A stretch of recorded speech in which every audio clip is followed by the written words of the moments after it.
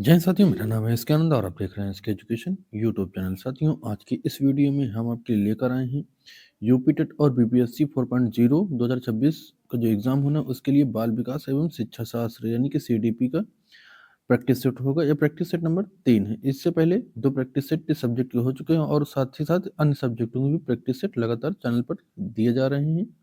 तो आप उनको देखने के लिए चैनल को सब्सक्राइब करके जाकर देख सकते हैं। यह पेपर फर्स्ट और सेकंड दोनों के लिए महत्वपूर्ण होने वाला है, ठीक है। तो चलिए वीडियो में बढ़ते आगे और देखते हैं बाल विकास एवं शिक्षण शास्त्र का प्रैक्टिस सेट नंबर 3, जो कि आपके पेपर में सीधा यहाँ से प्रश्न मिलेंगे, ठीक है। तो साथियों, जैसा कि आपको सबको पता है कि सीडीपी से जो है एक 30 प्रश्न पूछे जाते हैं आपके एग्जाम में। सीडीपी से 30 प्रश्न पूछे जाते हैं, प्रत्येक प्रश्न 1 नंबर का होता है, ठीक है। तो यहाँ पर पहला क्वेश्चन पूछा गया है कि अभिप्रेरणा सीखने का राजमार्ग है, यानी कि motivation is the super highway of the learning. यह कथन किसका है? तो पहला ऑप्शन दे रहा है Skinner, B good, C Thomson, D Crow and crow.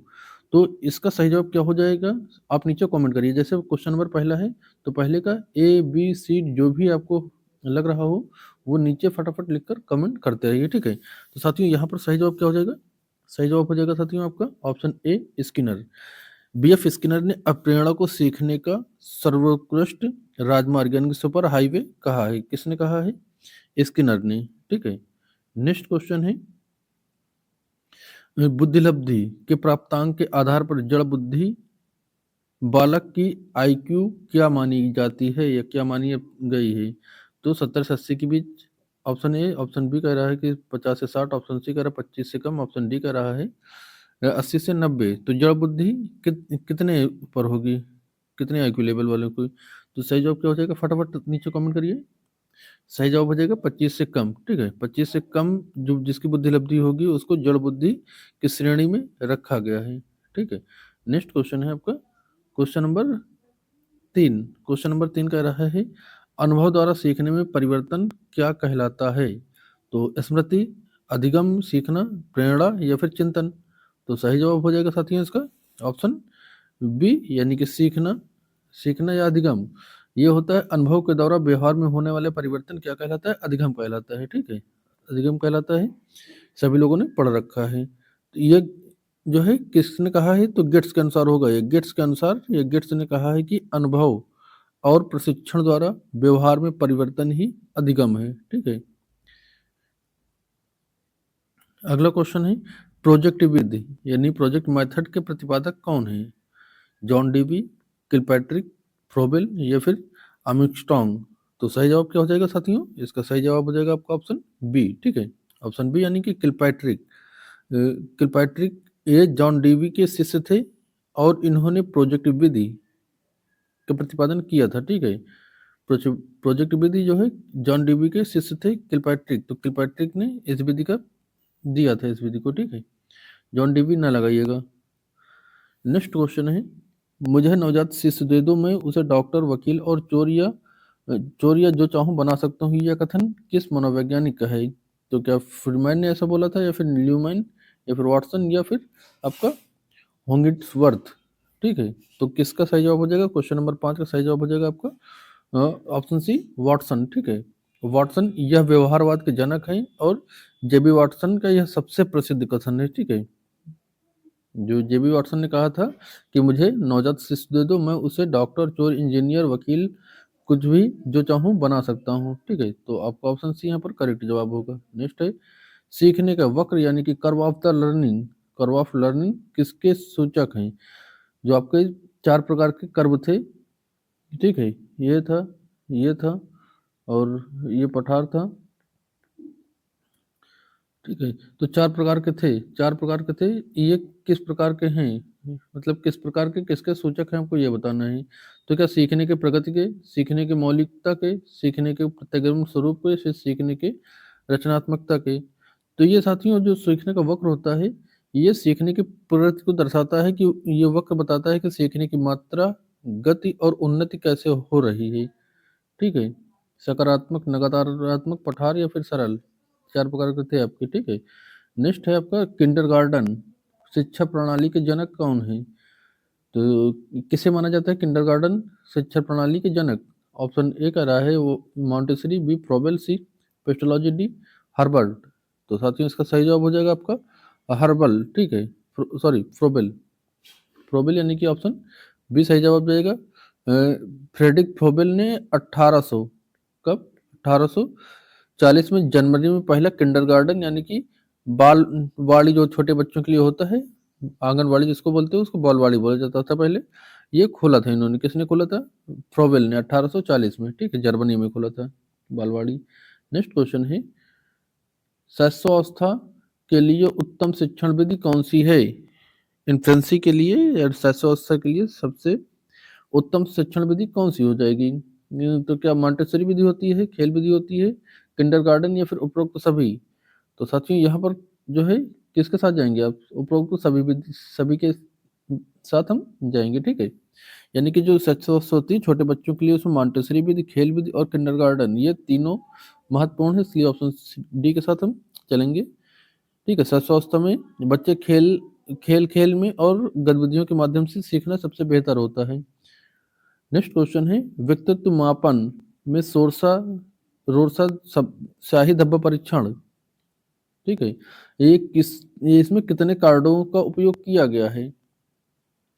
जो आपका रोरसा स्याही धब्बा परीक्षण है, ठीक है, इसमें कितने कार्डों का प्रयोग किया गया आपको ये बताना है, 5, 10, 12 या फिर 20। तो साथियों इसमें सही जवाब हो जाएगा आपका, इसमें 10 कार्ड होते हैं। हरमन रोसर ने परीक्षण में कुल 10 कार्ड का प्रयोग किया था। ऑप्शन बी यहाँ पे हो जाएगा, जिसमें से 5 जो है काले होते थे। 5 कैसे होते थे? 5 काले और सफेद होते थे।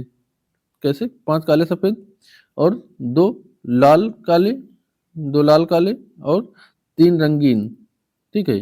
5 हो गए ब्लैक एंड व्हाइट हो गए, ठीक है, और ये 2 लाल काले और 3 रंगीन, ठीक है। तो टोटल 10 कार्ड इसमें इन्होंने प्रयोग किए थे। कितने? टोटल 10।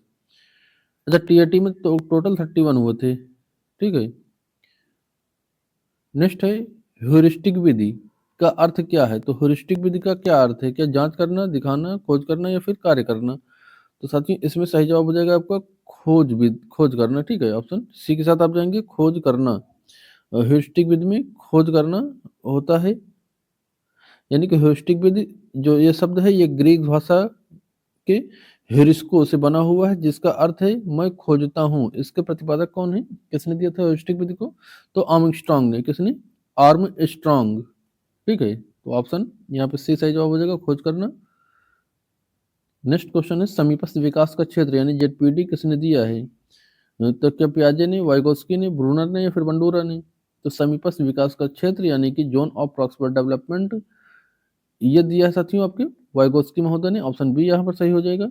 चाहे आपसे जेडपीडी पूछे, चाहे एसके फोल्डिंग पूछे, चाहे एमकेओ पूछे, या व्यक्तिगत वार्ता या प्राइवेट स्पीच पूछे, ये सभी जो है सामाजिक सांस्कृतिक का सिद्धांत से लिया गया है, जिसके प्रतिपादक वाइगोत्स्की महोदय थे, ठीक है, ले वाइगोत्स्की। नेक्स्ट क्वेश्चन है अधिगम स्थानांतरण यानी कि ट्रांसफर ऑफ लर्निंग के समान तत्वों का सिद्धांत यानी कि theory of intelligent intellectual elements के प्रतिपादक कौन है? क्या थॉर्नडाइक है, स्पीयरमैन है, या जड़ है, या फिर कोहलर है? तो साथियों इसका सही जवाब जाएगा आपको ऑप्शन ए के साथ जाएंगे, थॉर्नडाइक। थॉर्नडाइक ने बताया था कि एक विषय का ज्ञान दूसरे विषय में तभी मदद करता है जब दोनों तत्व में कुछ ना कुछ समानता हो, ठीक है। तो थॉर्नडाइक हो जाएंगे इसके सही जवाब। अगला क्वेश्चन है क्वेश्चन नंबर 13, कह रहा है डिसकैलकुलिया किस प्रकार की अक्षमता है? तो डिसकैलकुलिया किस प्रकार की अक्षमता है? संबंध पढ़ने से, लिखने से, गणना से, या फिर मौलिक अभिव्यक्ति से? तो साथियों क्या कहा है इसने? डिसकैलकुलिया। डिसकैलकुलिया का मतलब क्या होता है आपका? गणितीय गणना, ठीक है। गणितीय गणना करने में यहाँ पे समस्या होती है, यहाँ गणित के सवालों को हल करने में होने वाली कठिनाइयाँ होती हैं डिसकैलकुलिया में। पढ़ने में क्या होती हैं? पढ़ने में हो जाएंगी आपकी डिस्ग्राफिया।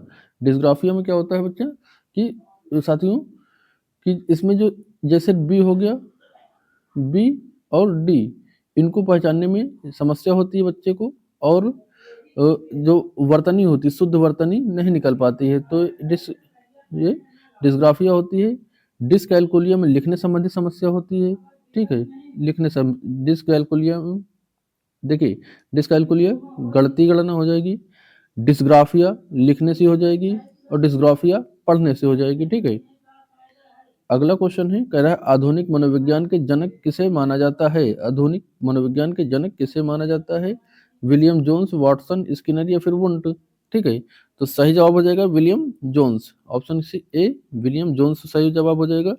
यह अमेरिका में मनोविज्ञान को दर्शन शास्त्र से अलग करने का श्रेय इनको जाता है। इन्होंने आधुनिक मनोविज्ञान जो है इनको क्या कहते हैं? आधुनिक मनोविज्ञान का जनक कहा जाता है। पहले दर्शन शास्त्र और मनोविज्ञान दोनों एक में चलता था, लेकिन इन्होंने मनोविज्ञान को अलग किया। ठीक है, तो विलियम जोन्स सही जवाब हो जाएगा यहाँ पर। अगला क्वेश्चन है क्वेश्चन नंबर 15। क्वेश्चन नंबर 15 कह रहा है कि बालक का विकास अनुवांशिकता तथा वातावरण का क्या है? आपका योगफल है, अंतर है या फिर गुणनफल है या फिर आपका भागफल है? तो क्या है दोनों, अनुवांशिकता और वातावरण के दोनों का क्या हो जाएगा? तो सही जवाब जाएगा साथियों यहाँ पर गुणनफल है। ठीक है, यानी कि जो वुडवर्थ महोदय थे, तो वुडवर्थ महोदय ने क्या कहा कि विकास विकास बराबर क्या हो जाएगा आपका अनुवांशिकता। ठीक है, अनुवांशिकता गुणे वातावरण, यानी कि डेवलपमेंट इक्वल टू आपकी हेरिडिटी एंड एनवायरनमेंट। ठीक है, तो ये दोनों गुणनफल होते हैं, ना कि योगात्मक। तो योगात्मक नहीं होंगे, दोनों गुणनफल होता है। ठीक है, अगर इसमें एक जीरो हो गया, वातावरण जीरो हो जाएगा, तो आपका अनुवांशिकता भी जीरो हो जाएगा, तो फिर आपका डेवलपमेंट जीरो, यानी कि इसमें से कोई एक अगर जीरो हुआ तो डेवलपमेंट जो है आपका विकास ये ऑटोमेटिक जीरो हो जाएगा। ठीक है, नेक्स्ट क्वेश्चन है संवेगिक बुद्धि यानी कि इमोशनल इंटेलिजेंस शब्द का सर्वप्रथम प्रयोग किसने किया था? तो साथियों ये क्या आपका ऑप्शन फर्स्ट है डेनियल गोलमैन, दूसरा है doctor John Mayer and Peter Salovey, option C है थॉर्नडाइक, ऑप्शन डी है हावर्ड गार्डनर। तो साथियों यहाँ पर सही जवाब क्या जाएगा? तो इसमें सही जवाब हो जाएगा आपका doctor Mayer and Peterson solo. ठीक है, यानी कि ऑप्शन बी आपका यहाँ पे सही जवाब हो जाएगा।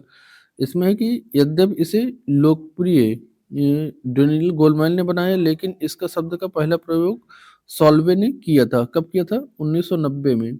1990 में जो है ये सॉल्वे महोदय जो थे, इन्होंने प्रयोग किया था, सर्वप्रथम इसका नाम प्रयोग किया था। ठीक है, और लोकप्रिय किसने बनाया? तो डॉल्मेन ने। नेक्स्ट क्वेश्चन है पावलोव ने सीखने के अनुबंधन सिद्धांत में किस सिद्धांत का प्रयोग किया है? ठीक है, तो किसका प्रयोग किया है? बिल्ली पर, कुत्ता पर, बंदर पर या फिर चूहा पर? तो जो पावलोव महोदय थे अनुबंधन का सिद्धांत दिए हैं, इन्होंने साथियों किस पर प्रयोग किया था? कुत्ता पर, यानी कि ऑप्शन बी पावलोव ने कुत्ते की लार ग्रंथि पर शास्त्रीय अनुबंधन यानी कि क्लासिकल कंडक्टिंग सिद्धांत दिया था। ऑप्शन बी यहाँ पर आपका करेक्ट हो जाएगा। नेक्स्ट क्वेश्चन है कक्षा शिक्षण यानी कि क्लासरूम टीचिंग होनी चाहिए, कैसी होनी चाहिए? तीव्र होनी चाहिए, संवाद मूलक होना चाहिए, फिर एक तरफा होना चाहिए, फिर केवल सूचक होना चाहिए। ठीक है, तो साथियों यहाँ पर आपका सही जवाब क्या हो जाएगा? सही जवाब हो जाएगा आपका ऑप्शन बी, ये आपका संवाद मूलक होना चाहिए, यानी कि इस शिक्षक जो शिक्षण होगा केवल एक तरफ से भाषण नहीं दिया जाएगा, बल्कि मतलब बच्चा अर्थात छात्र और शिक्षक के बीच जो है बातचीत होनी चाहिए। ठीक है, यानी कि दोनों को परस्पर अंतःक्रिया के द्वारा शिक्षण होना चाहिए कक्षा का। आपका ऑप्शन बी आपका करेक्ट हो जाएगा। नेक्स्ट क्वेश्चन है संज्ञानात्मक विकास के 4 चरणों यानी कि संवेदीकामक, पूर्व संक्रात्मक, मूर्त संक्रात्मक, मूर्त और अमूर्त संक्रात्मक की पहचान किससे की जाती है? ये किससे की, सॉरी, पहचान किसने की? किसने की है? तो क्या आपके हिलगार्ड ने किया या फिर स्टॉट ने किया, हरलॉक ने किया, फिर पियाजे ने किया? तो सभी लोग इसका जवाब देंगे। काफ़ी आसान सा सवाल है। देखिए अभी तक वीडियो को आप लोग लाइक बिल्कुल नहीं करें तो प्लीज़ लाइक करें, और अभी तक चैनल को जिन लोगों ने सब्सक्राइब नहीं किया, जो लोग चैनल पर पहली बार हैं, वो फटाफट चैनल को सब्सक्राइब करिए। ठीक है, इससे क्या होगा कि अन्य सब्जेक्ट की वीडियो भी आपको मिलती रहेंगी और तैयारी भी आपकी थोड़ा अच्छी होती रहेगी। आपको टेस्ट देने का मौका मिलेगा, अपनी क्षमता को आकलन कर सकते हैं इससे। ठीक है, तो फटाफट चैनल को सब्सक्राइब करिए और फटाफट इसका जवाब भी दीजिए। साथियों तेजी से इसका जवाब दीजिए। तो साथियों इसका सही जवाब हो जाएगा आपका ऑप्शन डी। ठीक है, जो जीन पियाजे महोदय थे, इन्होंने संज्ञानात्मक विकास की 4 अवस्थाएं बताई हैं। संज्ञानात्मक विकास जो था उसमें अपने सिद्धांत में 4 अवस्थाएं बताई हैं तीनों का। ठीक है, नेक्स्ट क्वेश्चन है क्षेत्र सिद्धांत यानी कि फील्ड थ्योरी किस वर्ग के मनोवैज्ञानिकों की देन है? तो फील्ड थ्योरी किन मनोवैज्ञानिकों की देन है? आपका व्यवहारवादियों का, संचारवादियों का, मनोविश्लेषकों की, या फिर गेस्टाल्टवादियों की, ठीक है। तो इसका सही जवाब जाएगा आपका ऑप्शन डी, ठीक है, ऑप्शन डी यानी कि गेस्टाल्टवादियों, यानी जिसमें कर्टलेविन जो एक गेस्टाल्टवादी थे, इन्होंने क्षेत्र सिद्धांत दिया था। किसने? कर्टलेविन या कोटलेविन, आपका थोड़ा सा प्रोनाउंसिएशन हर जगह अलग अलग मिलता है, अलग अलग बुकों में। तो कर्टलेविन या कोटलेविन, ठीक है। हिंदी में लिखा होगा तो कट लिखा होगा, और इंग्लिश में कुल्ट लेविन, ठीक है। नेक्स्ट क्वेश्चन है, नेक्स्ट क्वेश्चन कर रहा है, निम्न में से कौन सा थॉर्नडाइक का गौड़ नियम है? यानी कि सेकेंडरी, देखो थॉर्नडाइक ने कौन कौन से नियम दिए? इसमें 3 मुख्य नियम दिए थे और 5 गौड़ नियम दिए थे, ठीक है। तो इसमें से कहा है कि गौड़ नियम कौन सा है? तो क्या तत्परता का, अभ्यास का, प्रभाव का, या फिर प्रतिक्रिया का? तो साथियों इसमें ध्यान दीजिएगा, ऑप्शन डी के साथ जाएंगे, ये आपका गौड़ है, ठीक है। बाकी सब क्या है? प्राइमरी है, प्राइमरी मतलब मुख्य है। तो तत्परता, अभ्यास, तत्परता, अभ्यास और प्रभाव, जो तत्परता हो गया, अभ्यास हो गया और प्रभाव हो गया, ये इनके मुख्य नियम है। जबकि जो है बहुप्रतिक्रिया है, ये गौड़ नियम के अंतर्गत आता है। गौड़ में आपके 5 हैं, ठीक है। मुख्य में 3 है, ये मुख्य में 3 है, गौड़ में 5 हैं, ठीक है। नेक्स्ट क्वेश्चन है आपका 16 PF यानी 16 पर्सनालिटी फैक्टर, जो प्रश्नावली है किसने बनाई है? तो ऑलपोर्ट, आइजन, कैटल, या फिर अडलर? तो साथियों इसका सही जवाब क्या हो जाएगा आपका? सही जवाब जाएगा आपका कैटल, ठीक है। कैटल यानी कि ऑप्शन बी, आरबी कैटल ने व्यक्तित्व मापन के लिए 16 शील गुण यानी फैक्ट्स बताए हैं, ठीक है। 16 शील गुण या फैक्ट्स किसने दिया है? कैटल ने, आरबी कैटल। नेक्स्ट है आपका परामर्श यानी कि काउंसलिंग का उद्देश्य क्या है? बच्चे को समझाना, बच्चे की कमियों को पता करना, या बच्चे को समायोजन में सहायता करना, या फिर उपयुक्त सभी? तो साथियों यहाँ पर सही जवाब जाएगा आपका ऑप्शन डी के साथ जाएंगे, ठीक है, यानी कि उपयुक्त सभी। परामर्श का उद्देश्य बच्चों की समस्या को समझना, उन्हें हल करना और उनकी मदद करना, यानी कि तीनों हो जाएगा यहाँ पर, ऑल ऑफ द अबव, यानी कि ऑप्शन फोर्थ यहाँ पे जाएगा, उपयुक्त सभी। नेक्स्ट क्वेश्चन है, क्वेश्चन कह रहा है कि शारीरिक रूप से अक्षम बच्चों की सामान्यता कौन सा विकार होता है? तो शारीरिक रूप से यहाँ पर पूछा है, तो क्या इसकी डिस्कैलकुलिया होगा, डिस्ग्राफिया होगा, डिस्लेक्सिया, डिस्ग्राफिया, या फिर डिसमिथिया, ठीक है। तो यहाँ पर सही जवाब जाएगा आपका ऑप्शन सी, डिस्ग्राफिया, ठीक है। डिस्ग्राफिया में क्या होता है, जैसे हमने आपको बताया था कि शारीरिक रूप से, जैसे हाथों में अक्षमता, लिखने लिखने से समस्या बनती है, जिसे अक्सर डिस्ग्राफिया से के साथ जोड़ा जाता है, ठीक है। तो डिस्ग्राफिया लिखने संबंधी विकार होता है, ये आपका ऑप्शन सी यहाँ पे करेक्ट हो जाएगा।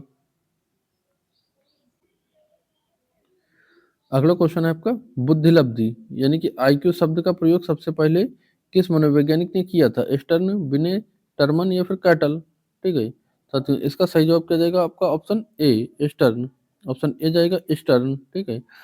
विलियम स्टर्न ने 1912 में सबसे पहले बुद्धिलब्धि यानी कि आईक्यू का सूत्र दिया था, ठीक है। सूत्र इसमें बुद्धिलब्धि में क्या दिया था इन्होंने? इन्होंने कहा था मानसिक आयु, ठीक है, मानसिक आयु बटे वास्तविक आयु। तो ये किसने दिया था? मानसिक आयु बटे वास्तविक आयु, ये दिया था आपके विलियम स्टर्न ने। लेकिन टर्मन में क्या किया? टर्मन में से 100 से गुणा करने को बताया। 100 से गुणा करने के लिए किसने बताया? तो टर्मन महोदय ने, ठीक है। ये कंप्लीट सूत्र अब बनता है आईक्यू लेवल बराबर आपकी मानसिक आयु बटे वास्तविक आयु, ठीक है, इंटू 100। तो ये होता है MA/CA इंटू 100, ये बताया था आपके टर्मन ने, ठीक है। नेक्स्ट क्वेश्चन है क्रिया प्रसूत अनुबंधन सिद्धांत यानी कि ऑपरेटिंग ऑपरेशन कंडीशन या कंडीशनिंग का दूसरा नाम क्या है? समीपस्थ अनुबंधन, नौमित्त अनुबंधन, या प्राचीन अनुबंधन, या फिर चिन्ह अनुबंधन? तो इसमें सही जवाब जाएगा क्या आपका? इसमें जाएगा जो नैमित्तिक अनुबंधन, यानी कि ऑप्शन बी आपका यहाँ पे करेक्ट हो जाएगा। जो क्रिया प्रसूत का अनुबंधन सिद्धांत है, इसका दूसरा नाम नैमित्तिक अनुबंधन है, ठीक है। अगला प्रश्न है क्वेश्चन नंबर 27। तो कह रहा है विकास की दिशा कैसी होती है? विकास की दिशा निश्चित होती है, अनिश्चित होती है, दोनों होती है, फिर नहीं होती है? तो विकास की दिशा साथियों आपको पता ही होगा कैसी होती है, तो ये निश्चित होती है, ठीक है। विकास की दिशा निश्चित होती है, अर्थात जो है ये विकास एक निश्चित दिशा में मस्तकाधुमुखी और दूर निकट दूर का पालन करती है, ठीक है। मस्तकाधुमुखी यानी कि सिर से पैर की ओर, और जो है निकट दूर यानी कि मांसपेशियों से बाहर की ओर, ठीक है। तो दो प्रकार से होता है जो कि एक निश्चित होता है, यानी कि बच्चे का डेवलपमेंट एक निश्चित होता है, चाहे जिसका भी होगा, जिस अलग अलग बच्चों का भी एक निश्चित होता है, ठीक है। डेवलपमेंट एक दिशा में, सॉरी विकास की दिशा एक निश्चित होती है। ऑप्शन सॉरी क्वेश्चन नंबर 28 है सृजनात्मकता मौलिक परिणामों को अभिव्यक्ति करने का मानसिक प्रक्रिया है। यह कथन किसका है? तो क्या कोल और ब्रिस का है, क्रो एंड क्रो का है, हिडन का है, या फिर स्किनर का है? तो ध्यान देंगे साथियों, यहाँ पर सही जवाब हो जाएगा क्या? Crow and crow.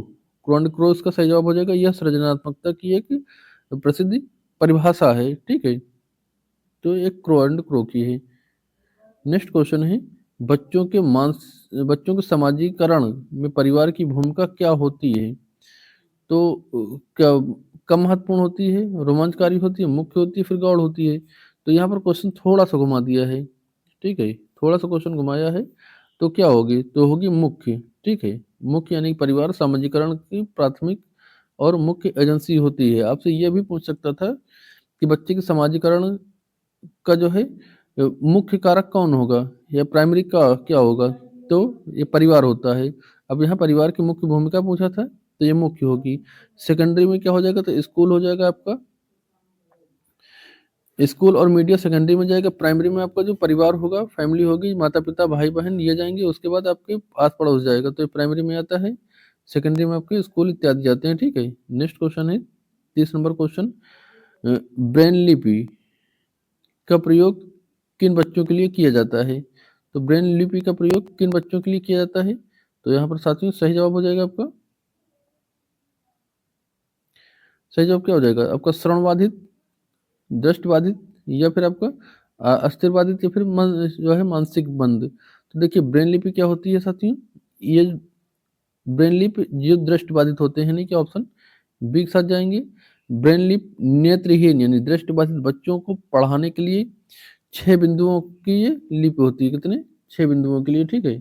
इसमें क्या होता है कि 6 बिंदुओं के आधार पर अक्षर लिखे जाते हैं जो बच्चा स्पर्श करके पढ़ना सीखता है, ठीक है। तो ये ब्रेन लिपि श्रवणबाधित बालकों के लिए होती है। तो साथियों ये थे आपके सीडीपी के 30 क्वेश्चन। अब आप ये बताएं कि आपने कितने सही जवाब दिए, और वीडियो आपको कैसी लगी ये भी नीचे कमेंट में जरूर लिखिएगा। और जिन लोगों ने साथियों अभी तक चैनल को सब्सक्राइब नहीं किए हैं, चैनल को जल्दी से सब्सक्राइब करिए। चलिए मिलते हैं नेक्स्ट अगले किसी विषय के मॉडल पेपर के साथ या प्रैक्टिस सेट के साथ। तब तक के लिए जय हिंद।